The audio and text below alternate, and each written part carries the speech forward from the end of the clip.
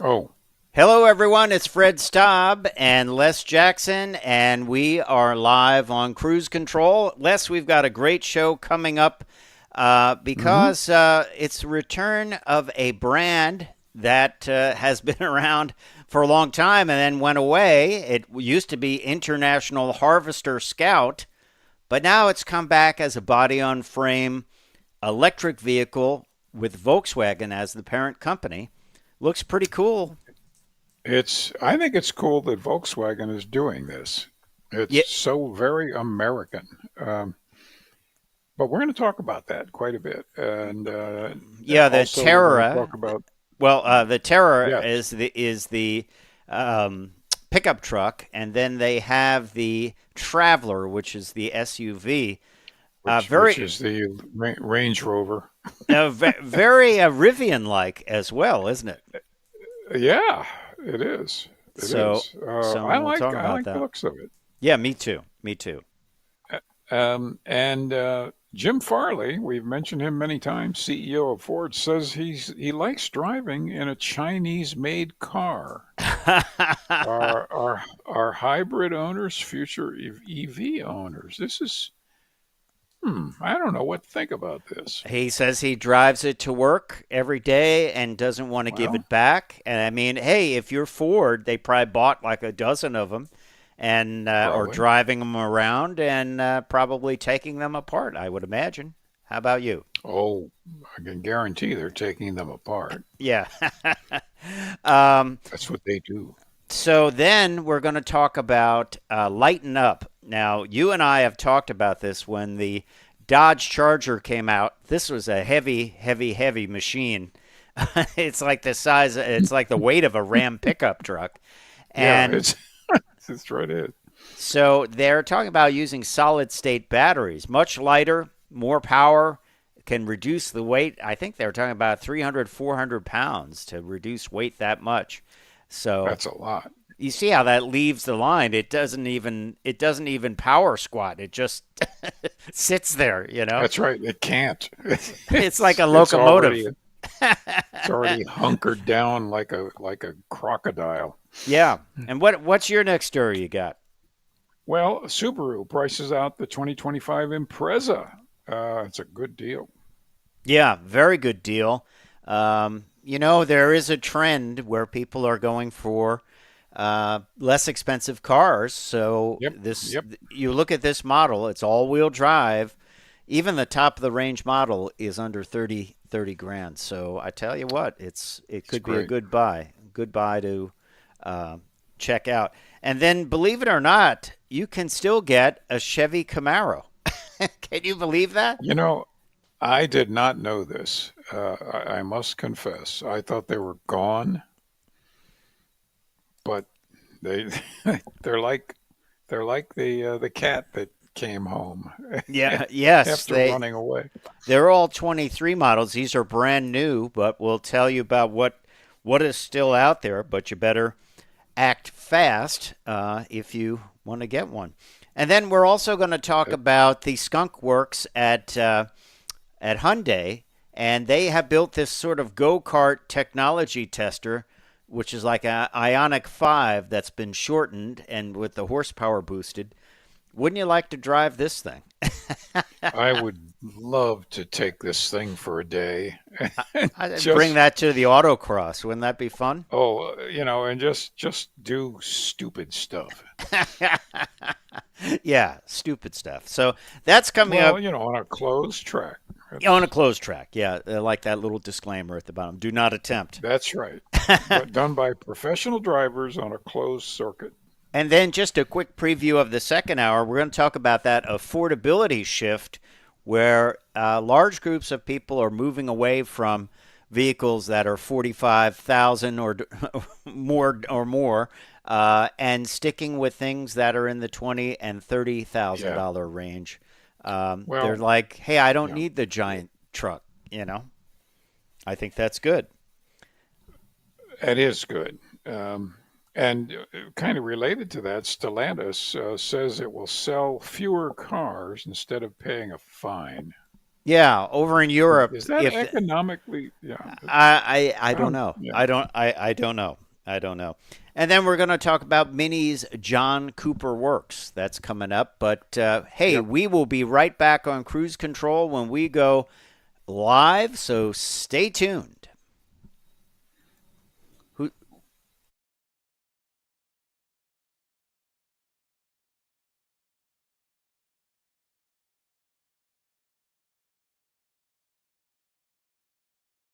This is Cruise Control, your on-air automotive magazine with co-hosts Fred Staub and Les Jackson. Everything you need to know about new and used cars. Industry news. We'll fix or repair your car on the air. Fasten your seatbelts and let us take the wheel. Now, your ride is about to begin because you're on Cruise Control. Cruise Control. Cruise Control.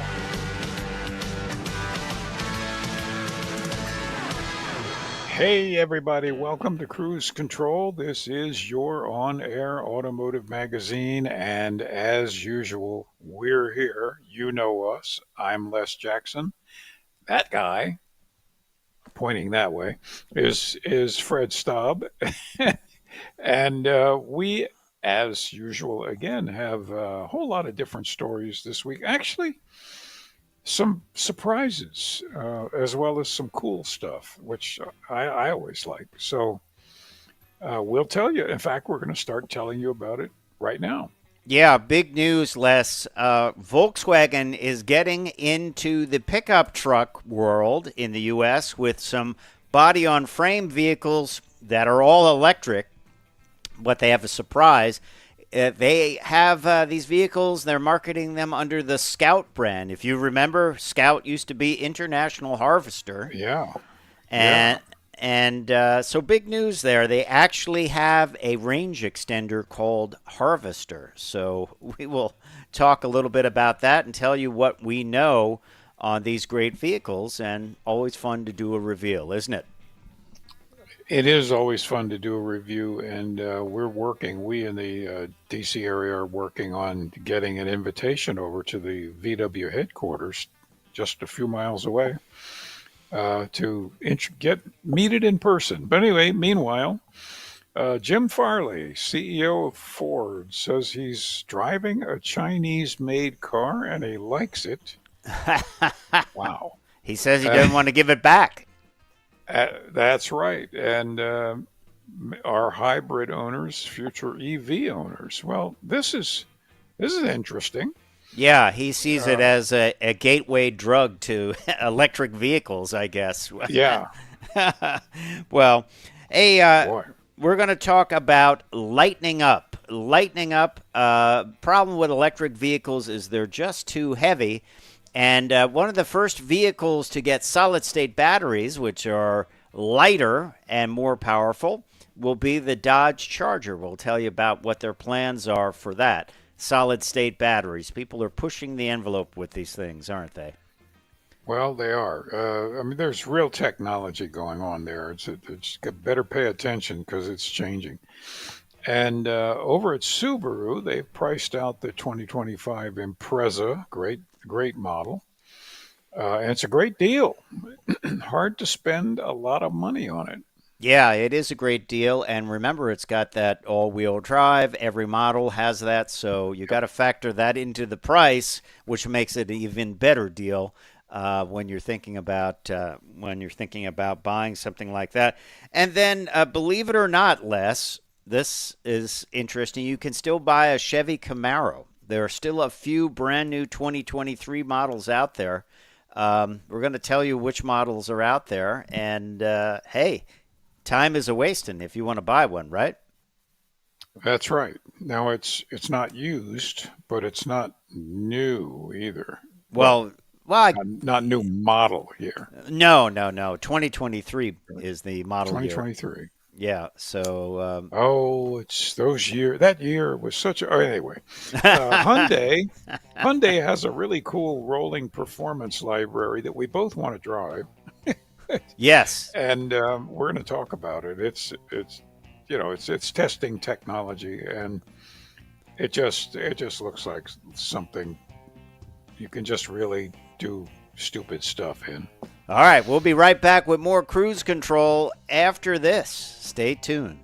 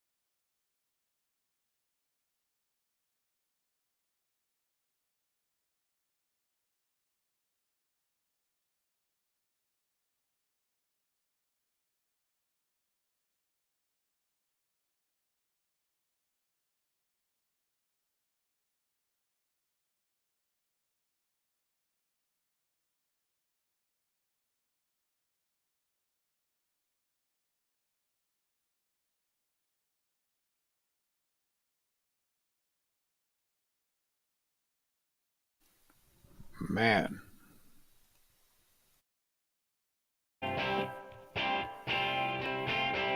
Cruise Control. And welcome back to Cruise Control. Fred Staub and Les Jackson with you. Your on-air automotive magazine. Well, Les, let's roll the clock back quite some time and talk about the brand Scout. It was International Harvester's foray into the world of, well, they didn't call them SUVs. I don't even know what they called them way back when. But They were, sort of, I think they just call them like wagons, but not station wagons. they were utility vehicles, maybe utility vehicles.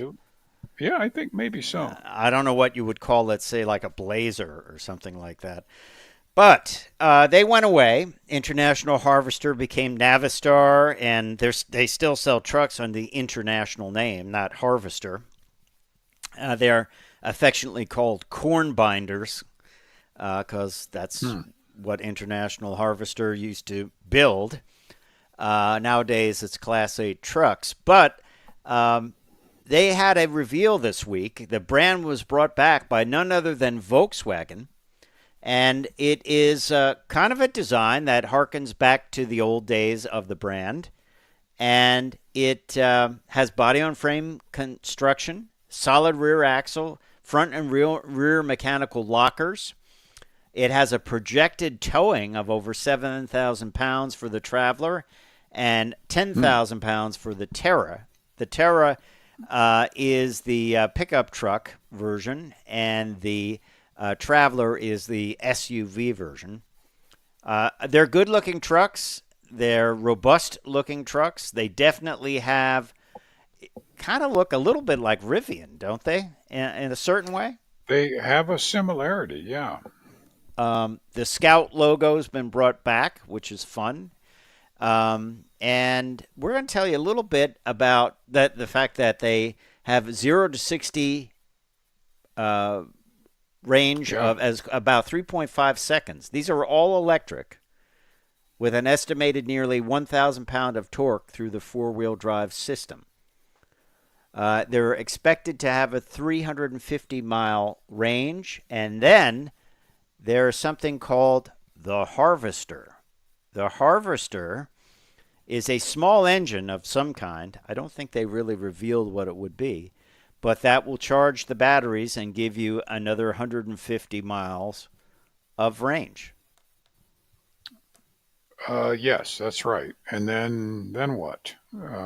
Then you refill the Can you just tank. regas it and keep going? Yes, yes. So that's interesting. It's interesting they would call it out as the Harvester, right? Uh, it is. I like bringing back these cozy, familiar names.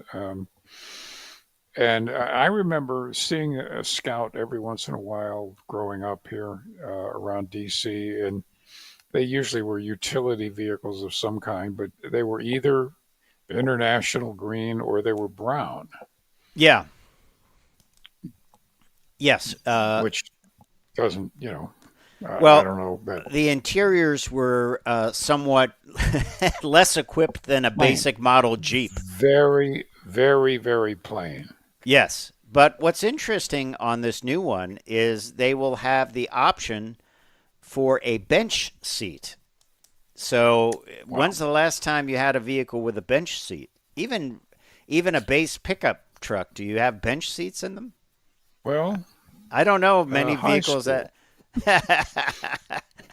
Yes, yes, I could tell you bench Yeah. seat stories, but I won't. But We can all tell bench seat stories, yeah, but most of which didn't well, end well. um, but it has a frunk in the front, which Hmm. is nice, a pretty extensive frunk. Um, so what do you think? I mean, Ford has been selling Lightnings pretty well, but they're going back into some incentives for them. They want to sell even more. Rivian does very well, but the company they're having problems getting parts and pieces And for. it's still a niche market, whereas Volkswagen, and I predict the auto show circuit this year is going to, they're going to be really stealing the shows uh, between this and the ID Buzz. Yes. Wow, people will flock to the VW booths to see this, and I think they're going to sell a lot of these things. Well, you look at it, they're going to build a plant in South Carolina, I believe it is, and they have the ability to do this. Well, we'll have to check it out. I mean, people were wondering Yeah. when Volkswagen would get into the full-size truck business in the U.S., and here they have. So, coming up, more automotive news on your on-air automotive magazine, Cruise Control.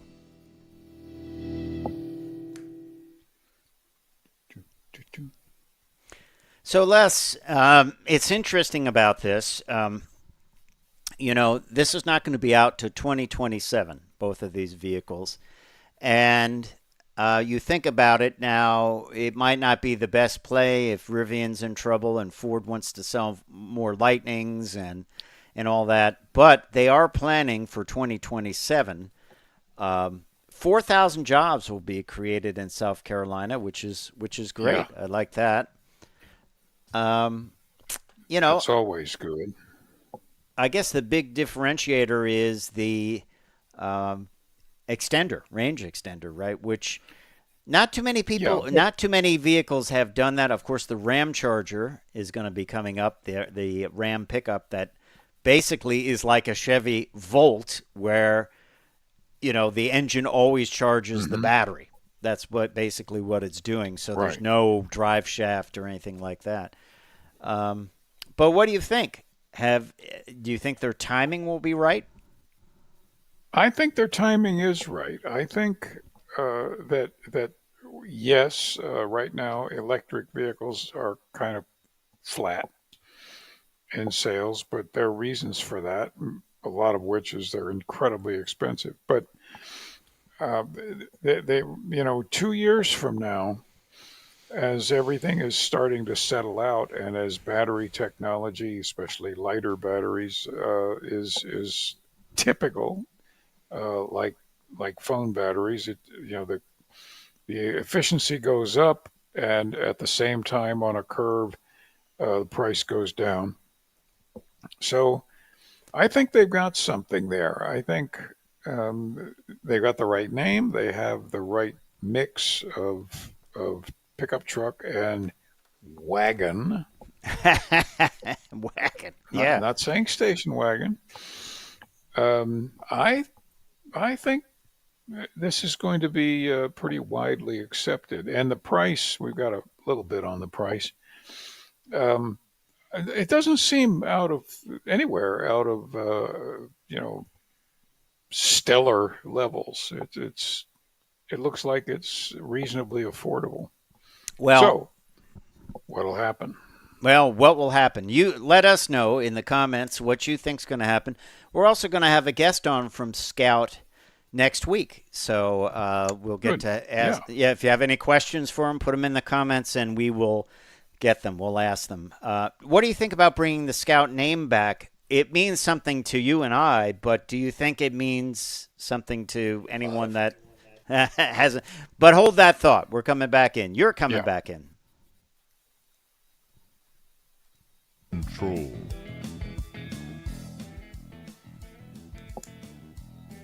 Go.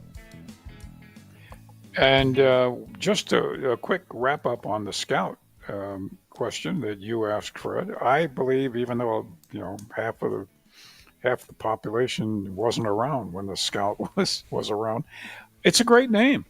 It evokes exactly what it is. A capable, rugged, probably fun, um, efficient machine, truck, wagon. I think it's the sort of name that draws you to it. I want to go look at a Scout. Yeah. And then how soon after that do you think they'll bring out a version that's the size of the Maverick, Ford Maverick? Well, Volkswagen is a very, very large company, and they're capable of doing some things, uh, you know, quickly, Yeah. and they can throw a lot of money at it. Yeah, I think I wouldn't want to bet they won't. I would also bet that they use this chassis under delivery trucks and things like that Yep. eventually. Yeah. So, all right. Well, let's move on to our next story. Very interesting. This happened. There was an interview with Jim Farley, who was the CEO of Ford, and Jim Farley lately. Les is becoming sort of like Bob Lutz. Remember Bob Lutz? Yes. He'll always Yes. be a soundbite, and he's doing a lot of podcasts and things like that. He was on something called Everything Electric, the Everything Electric show. And one of the interesting things he talked about was that he is driving something called a Show Me. That's how you say that. It begins with an X, but Show me. it is an electric car, a kind of a fastback four-door, but they would probably be called a coupe nowadays in the way the world goes. They brought in a number of these, and he's driving one to and from work every day, and he says, I don't want to give it back. I like it. Much the same way we say sometimes with press cars, I don't want to give it back if you really like it. And I think it's smart. What he's saying is, hey, small brands, can become big brands all of a sudden, and that's why it's wise to pay attention to what they're doing. And you can bet they have taken this thing apart and Sure. and looked at what they do and how they make it and how they can make it so cheaply. And he says he thinks it's an exceptional brand that could be big one day. And it's interesting that he compares it to a Porsche. And I was at a Porsche event this Wednesday, and I learned how to pronounce the Porsche model name that he compares it to. which we've always called the Taycan. Mm-hmm. It's actually called the Taycan, Taycan, like Tiger. like like Ticonderoga. Oh, Ticonderoga. Okay. Yeah. Uh, well, if he's comparing this thing to a homebrewed Porsche, I mean that's saying a lot. Yes. And he used Farley used the thought of, hey, I was at Toyota many years ago when we didn't have anything going on, and now look at Toyota. It is, the powerhouse that it is. Yeah. Yeah. So I mean, good for him. I wouldn't. People were writing in the comments, how can he do that? That's not okayed for U.S. roads. You know what? You have manufacturer plates. You can. Well, They yeah, can do it. never say you can't do something, especially car companies. They have tremendous capabilities. They probably registered as an experimental vehicle or something. Sure. But I think it's great. I mean, to try. I mean, you got to know what's out there. You got to know what potentially your competition is, and that might sound crazy. Like, well, that's just a little company. It's important to do that. I wish there were a press fleet with those things because what's that cheap we would one? like to That's compare 10, them 10 to. grand. I'd like to try that one. What, the Pelican, or what is it called? I mean, it may not stay in one piece, Right. but you need to know that. Yeah. You also need to know that it won't break. Who knows? It might be good, right? It could be good. Yeah, or good enough. So he also was talking recently, Jim Farley, this is about hybrids are kind of the, as I called it earlier, the gateway drug for EV buyers. Yeah. And he's saying that, hey, we're going to get a lot more hybrids in here now. That makes sense right now, but that will lead to the next purchase of that person being an electric vehicle. What do you think? I agree. It just makes perfect sense. Yeah, and the fact of the matter is, how quickly can they act? We talk about this all the time on Cruise Control. Hyundai saw the need for more hybrids. They were like, we'll have 7 more hybrids next year. But GM's like, well, maybe when I don't know, 2027, 2028. I wonder how fast Farley can move it along at Ford. Probably faster. He has that Skunk Works group that's in California. Oh, yeah.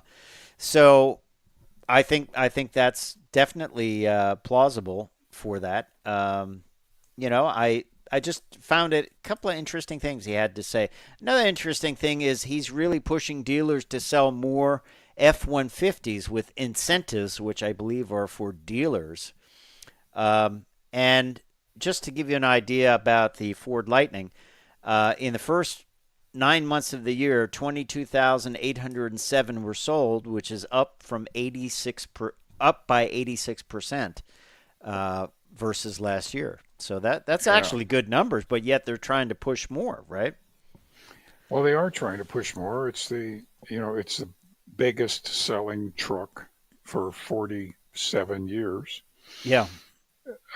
So you make a lot of them. I believe it's something like one rolls out in less than a minute. Yep. So you want to keep that up, and if the sales are down, you need to know why and how to fix it really fast. And obviously the margin on that truck, because they sell so many, is pretty flexible. Yeah, and on the Lightning, they've done a price cut, but they're also going to roll out a program for EV buyers and lessees. This is actually good for Mustang Mach-E and E-Transit customers as well.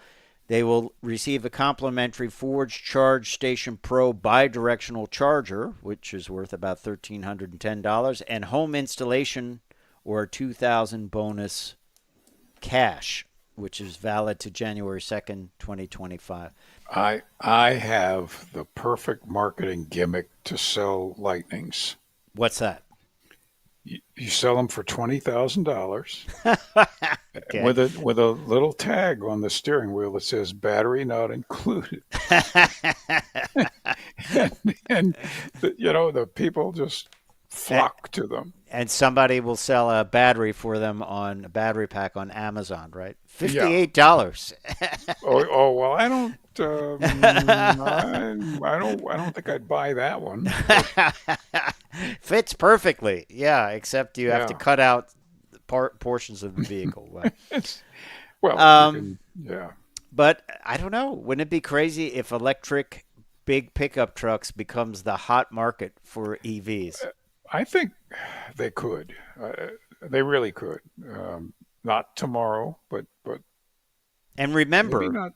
remember, Farley canceled the 3-row SUV electric vehicle that was going to be built by Ford. So, or I guess they say postponed, but when you cancel it and you Right. don't have Well, any announcement like, oh, we'll do it next year, it might be and it postponed. wasn't very many years ago, my friend, that you didn't buy a pickup truck unless it had a V8. Oh, that's yeah. I mean, And unless you and were buying then the cheapy straight six with the skinny white walls. that's right. But boy, that went away quickly Yes, with V6s and turbo V6s and all that. absolutely, absolutely. Hey, when we come back, we're going to stay on the electric theme. We're going to talk about the Dodge Charger and what might be powering that in the form of solid state batteries. So, what does that mean and why are those good? Well, we'll tell you when we come back on Cruise Control.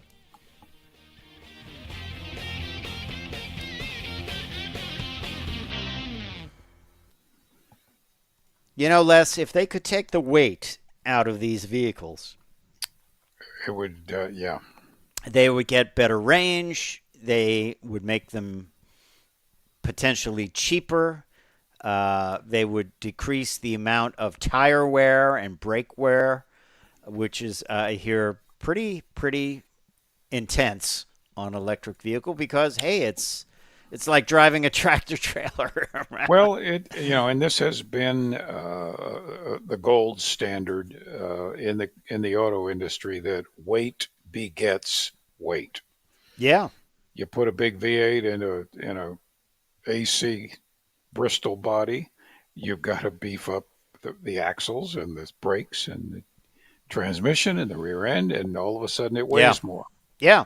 And then it doesn't go as fast. Then you need to add more power. That's right. Then you add more power, but then it goes faster than everybody else. And but yeah, if you can, I mean, look at Lotus. They're the masters of of being fast cars without weighing anything. Yeah, yeah. Yeah, I was thinking about it's a question for Jim Farley, and there's very few full line manufacturers anymore. Like I That's think right. Hyundai and Kia are two that come to mind. I think Nissan that's all. somewhat, but Well, Nissan's getting out. Toyota, some. Toyota, definitely Toyota. Nissan's getting out of the big pickup truck market, Yep. but they do still have a lot of sedans and things like that. So, hey, we're coming back. Les, you're going to come in.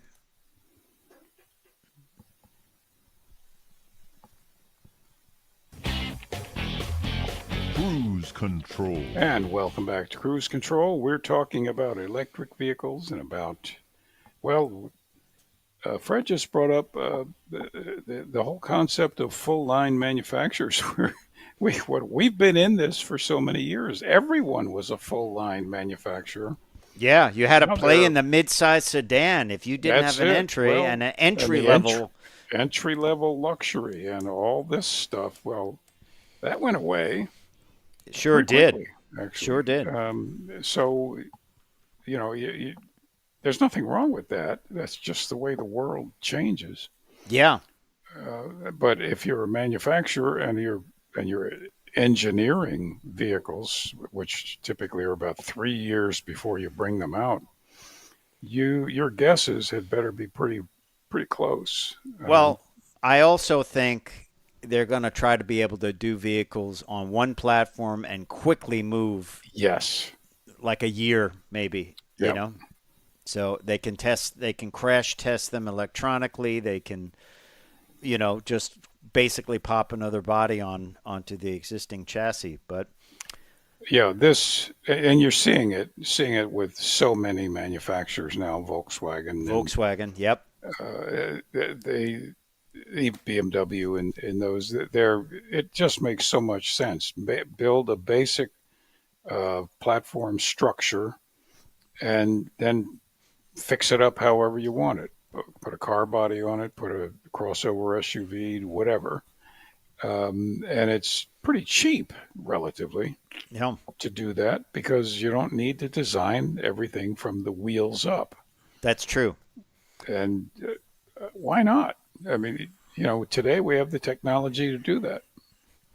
Well, let's talk about a development in the electric world that could be game changing, and that is solid state batteries. They're Yes. smaller, they're lighter, and they have more energy per weight. And one of the vehicles that might get solid state batteries is the Dodge Charger. And because Stellantis has a solid state battery partner called Factorial, I like that name, Factorial. I like that name, by the way. And they are been in partnership there's a partnership ready to go on a wide scale on-road testing. They're going to have a fleet of Dodge Charger Daytona EVs starting in 2026. The new battery technology has better energy density and lower costs, and that means the battery packs charge faster, offer better performance, and less road-hugging weight, Les Jackson.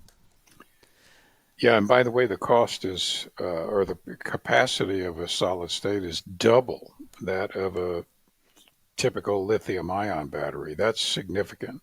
Well, they're saying that the range on these batteries could be about 600 miles, which is pretty outstanding. And you think Yeah. about it, it could mean the need for less chargers. If people can live with going down from 600 and then the range is down to 300, if they don't feel they have to top their vehicle off all the time, you could live with less chargers than if they all had them. That's exactly right. You don't get range anxiety, just as you don't get range anxiety in your car when your screen says you have 402 miles left to your tank, and basically all cars show that these days. You don't even think about it. And Right. you don't think about it until it says you have 120 miles left to your tank, and then maybe I'll fill up pretty soon. That's going to be the same effect with electric. Is it like people, though, that always charge their cell phone to 100%, even if it's Yeah. at 70? I mean, I don't know. My, I, this week, I used my phone a lot this week, which I usually don't, and I was down to like 16%. wow, that's really And I stretching said, on. I guess I'd better charge my phone. Yeah. Let me ask you this. Has your car, you just sold a car you had for a long time, did you ever see the low gas light come on? I never have seen No, it in mine, and no, I've had it for a long no, time. I don't let it get no. that low.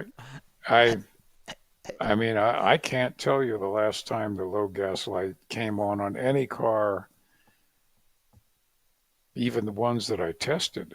Yeah, I It's haven't seen one. I don't know. I wouldn't know where it lights up. So Yeah, I honestly I wouldn't either. I guess I would. Now that you've made me think about this, when I turn on my car next time, I'm going to look at the boot up lights on the screen and see where the low gas light is, yeah, because I'm I not kind of need to know that. Although, probably in the owner's manual somewhere. yeah, But it lets you know, of course. back to the batteries. This is going to be a captured test fleet, and I think solid. This is why I say maybe it doesn't make sense to buy an electric vehicle right now, because You're with right. these technologies, Toyota, of course, is a big proponent of solid state batteries. I mean, lighter, simpler, less fire hazard. I mean, Much less. the technology is developing very, very quickly. So we'll keep you up to date on cruise control. But in the meantime, if you need a great car for 20, and I say car, but it is sort of like a little station wagon. This is very close to the It vibe is. when you think about it. It's sort of like a all-wheel drive Pontiac vibe. As you know, I own a Pontiac vibe. That So, is correct. so this is the Subaru 2025 Impreza. This is what they build the Crosstrek out of, right? That is. A Crosstrek is same wheelbase, kind of the same platform. Yeah. Very little difference, and nice car. Well, we have some pricing for the 2025 model year, and we'll start at the top. Impreza RS trim is got the 2.5 liter 182 Subaru Boxer engine. It has Starlink with the 11.6 inch multimedia screen and the standard Subaru EyeSight driver assist. So if you go all in on that model, the RS, which comes with the bigger engine, it's 28,385 or 29,555 with destination. Not bad at all for that. For an all-wheel Well, drive vehicle with decent horsepower, it's almost a that's right. WRX in certain ways, right? Almost, almost. Now, if you want some things that are pretty standard on some competitors, like spot detection, cross traffic alert, all weather package, which is heated seats, and moonroof, it's going to cost an extra 1,900. Right. And I think most people would want that, wouldn't you? I would think so. I would think so. And the only problem with this car might be the dealers. I mean, this is just speaking from someone that went to Yeah. Subaru dealer, and she told me, she said, "Well, I just need the Impreza. That would be good." And they're like, "Don't buy that. Nobody wants that. Buy one of the crossovers." So they didn't want to sell Yeah. her an Well, Impreza. that's I don't think that's fair to the consumer. No, they were thinking about well, this person's going to come and trade this in, and then I'll be stuck with it, which is not the right way to think. No, CarMax can get stuck with it. They're going to give a better price than the dealer anyway. And they're not going to get stuck with it. They're Someone will not going buy to it. get stuck. Yeah. So this starts with the smaller engine and the base model, 23,495. Once again, with all-wheel drive, so you could buy Yeah. the base model and add a few things in, and it comes with EyeSight driver assistance and steering responsive LED headlights, standard for 23,000. Dual zone climate control. Dual 7-inch Subaru Starlink touchscreens for infotainment with Apple CarPlay and Android Auto. You really could buy the base model. You could. You're Maybe right. add the safety package. And the cold weather thing for the Yeah, heated seats. Yeah. yeah, it would be fine. It'd be once again, as I always say, a great commuter car. So, so there you have it, the 2025 Impreza. And we're going to talk a little bit later about people starting to consider these less expensive vehicles. Yep. You don't need the Super Duty dually if it's just one person. That's right. I can't think of a I, worst vehicle to drive it's somewhere. funny. It's funny you say that. I was on the road earlier in the week, drive just on the Interstate 95, just a little ways south of DC, and I came in the right lane was one of these huge motorhomes, like the rock stars use, but it wasn't anybody famous, and it was towing as you see them so often towing their everyday car. Right. It was towing a Ram Oh my God. pickup. And then in the Ram's bed were two motorcycles and two bicycles. We'll talk more when we come back. Yeah. Yes, that's a menagerie of stuff. And I want to tell you That's something. Do you know in certain states, behind a motorhome, you can tow a car and that car is towing a boat or a trailer Yeah. with like jet skis on it. You can tow three I things. I Tow two just things. I object to that on several levels. It's like what they call in Australia a road train, where they tow like four Yeah. trailers Well, behind a but it's tractor trailer. conspicuous consumption. Also, I don't want to try to back up with it. Oh well, I you Doesn't it probably sound like have a something Top Gear would have done? Or Grand exactly. You Tour? probably have a guy that does that for you. Yeah. Maybe a guy with a fork truck that comes behind it and Yeah. lifts the trailer up. But yes, in certain states you can do that. And I've seen it. I've seen a motorhome towing a full-size vehicle, like you said, a Ram or something, and then behind that Ram is a boat trailer, like a, pretty sizable Man, boat. man, just you know, who are you that you? Do you have a home somewhere? Well, I also remember going through Canada in the late 70s, and some of the homes would be like sway back, like the roof rafters were shot, but there'd be the brand new Trans Am out front. And it was like priorities. I remember saying that to my There you dad. are. I was like, well, got the priorities, right? The roof is collapsing, not spending money on that. Let's get that No. new Trans Am. You got the Trans Am. Well, I've seen that Yeah. locally over the years. Where people just their house needs everything, and yet there's a really nice car in the Yeah. carport, which is Yeah. falling down. The house might Yeah. collapse. Yeah, if It it's might. that sway back, it's bad. Yeah, it's time to fix something when that happens. Yes, yes. What do you think about the trend of people going to less expensive cars? Will it I continue? am well.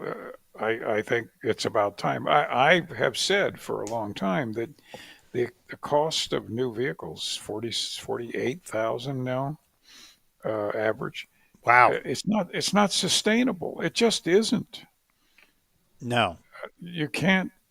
You're at 84-month or 90-month loans, so you're upside down most of the time in your payments. $800, This is $900 a month?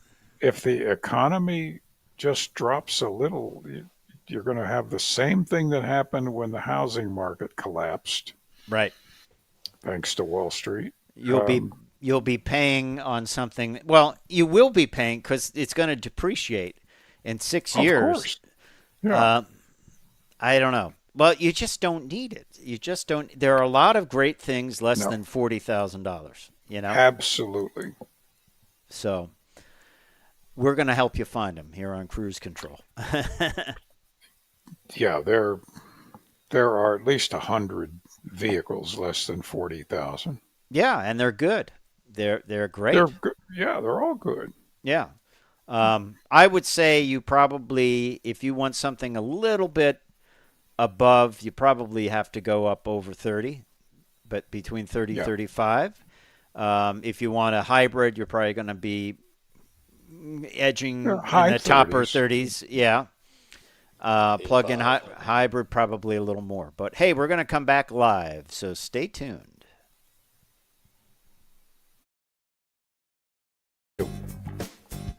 And welcome back to Cruise Control, your on-air automotive magazine. Fred Staub and Les Jackson. We were just talking again about the trend of people buying less expensive vehicles, and there's plenty out there. Les was saying how there's like 100 vehicles under $30,000. That's right. Yeah, and they're not badly equipped. Even the base models are really nice. There's no such thing anymore as a entry level vehicle or a stripped down entry level. Right. They all I have can't think of a Android single Auto. brand or model that does that. Yep. Well, we won't get too many chances to talk about this anymore as the new car, but let's talk about Camaro.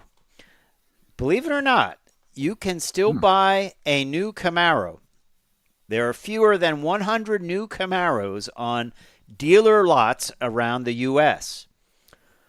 So this is the end of the 6th generation. It ended last year, but there are still several available. The last one off the line was a ZL1 with a manual transmission. Rolled off the Lansing assembly plant line in December. No plans to revive this, but if you look at Chevy's website, and this was noted by the GM Authority, there are only 75 new 2024 Camaros and 4 2023 Camaros when the article was written, and they're out there yet. The variety ranges from base 1LT models to 2 SS trims with coupes and convertible still available, and there are no ZL1 models available anymore. So there you have it. I mean, they're out there, and what do you think? If you said, hey, you got 1 year inventory, do you think they would give you it for sticker? Well, you shouldn't. It's 2 model years old. They obviously haven't sold them. You should be able to strike a really good deal with it. So, is it bad to buy a new vehicle that's been sitting for 2 years on a lot? Well, not really. It isn't. I mean, it's had a lot of weather, but yeah, it isn't deteriorated other than that. So, but if the MSRP is 33, you should be able to buy that for 25 anyway. They want to move it. They want to move that metal, right? Yeah, and they've been given, lots of. For the manufacturer gives the dealer holdback for models that aren't sold. So, the dealer's just fine financially.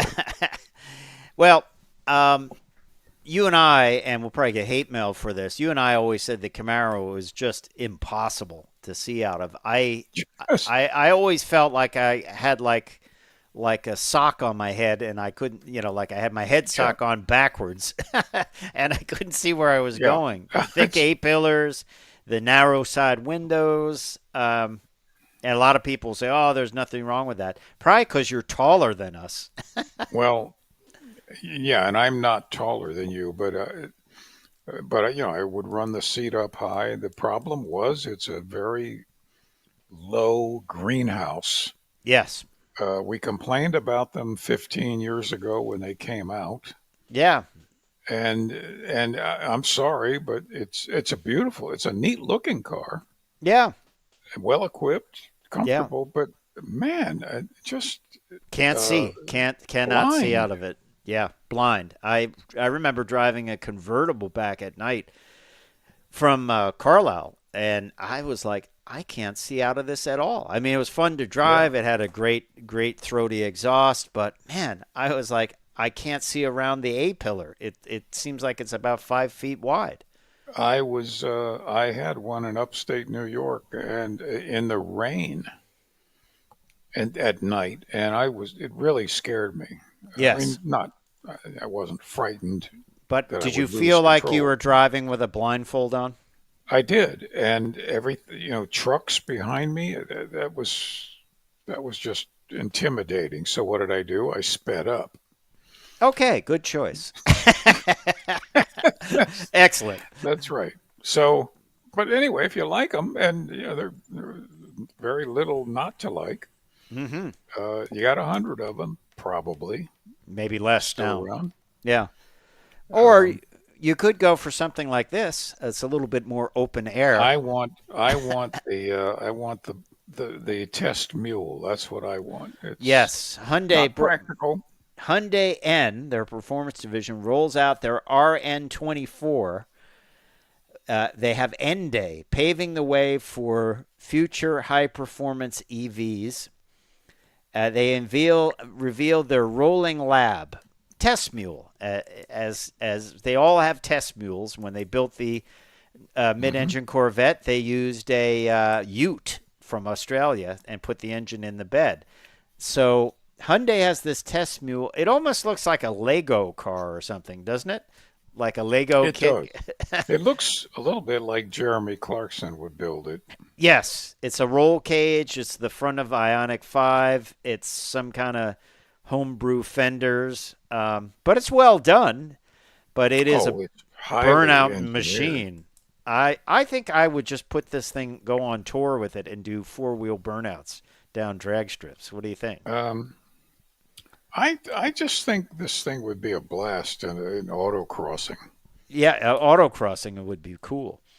So it is basically a N vehicle that they test things out on. And remember, Hyundai's N line, they go into things like, well, we made the steering rack bracket, thicker and added a brace to it, and we put a brace on the brake pedal so you didn't get any vibrations. And this is what they do. So this is a perfect platform for them to basically try this and try out new things and easily work on it, right? That's right. It's again. Wouldn't I'd love to work in that engineering team. You get to play with toys. You get to design the toys, and then you get to play with them. Yes, yes. And this RN24 chassis has a newly designed WRC-style suspension set up with rally spec dampers and high rigidity subframes. Tells you Hyundai's going to get a lot more involved in rally racing than they already are, don't you think? You'll like this. The vehicle features an external high-output sound system with 2 side speakers. In addition to the Ionic N's N-active sound setup, soundtrack is augmented by the rear fender design that acts as sound boxes and enhancing the sound experience and creating an immersive soundtrack for fans. So I guess their plan is to take this out and to put on a show for people, because obviously engineers don't really care about that. But maybe it's something we'll see in the future from Hyundai as far as the performance exhaust. Maybe so. You always the best test of components is to Break put them? them on racetracks. Yeah, try to break them. You will break them if they're going to break. If you're trying hard enough, you will break them. Sometimes you don't even have to try hard. Yeah, that's true. That's true. I'm reminded of a friend who bought a brand new 396 Nova, took it out to the drag strip, missed a shift, and the drive shaft came through the floor and bubbled the roof on a brand new car. Lucky it didn't take his leg off. Yeah, you want to go with that drive shaft hoop. Scatter shield. They're $25. You should probably invest in one. But on that shocking revelation, we will say we appreciate you listening to Cruise Control. Don't forget to like and subscribe. Time for me to say I'm Fred Staub. Well, I'm Les Jackson. We'll see you down the road. Bye.